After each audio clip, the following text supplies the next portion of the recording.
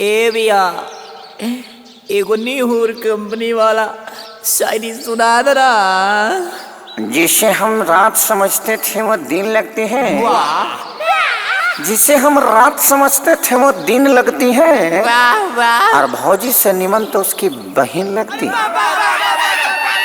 भौजी कहा गाठ खलबू तनी काहे खातिर हे मैं पोता के दवाई पीवे के बाद काका पोता का बात तेरा झटकी के नमक बलोग करवाई सरारा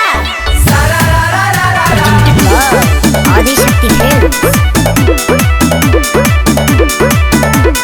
दूरे से कोला पर नाम देवरु देखाब न पिचकारी लाम देवरु हमनी के लामा तक के दिखाइयो। देख झाप अरे दूरे से कोला पर नाम देवरु देखाब न पिचकारी लाम देवरु काहे पड़ेला दुआरिया पसर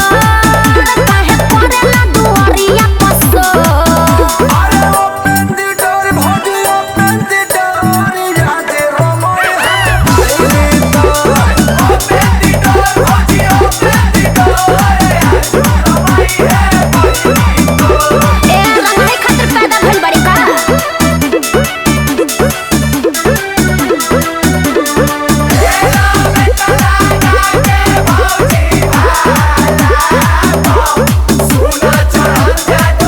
गोबर ठूस दे मुंह में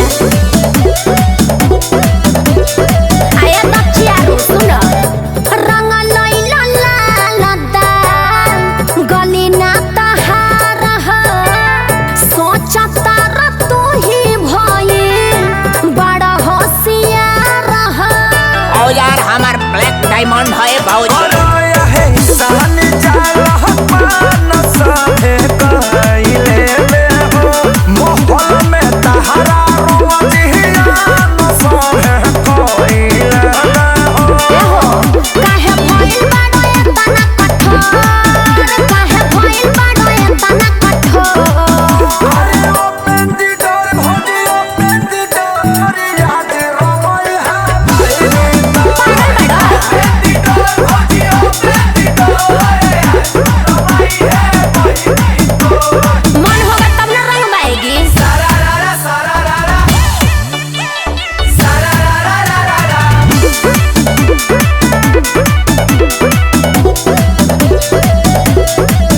धक्या बैठा गेट गोटी सेट नाही होई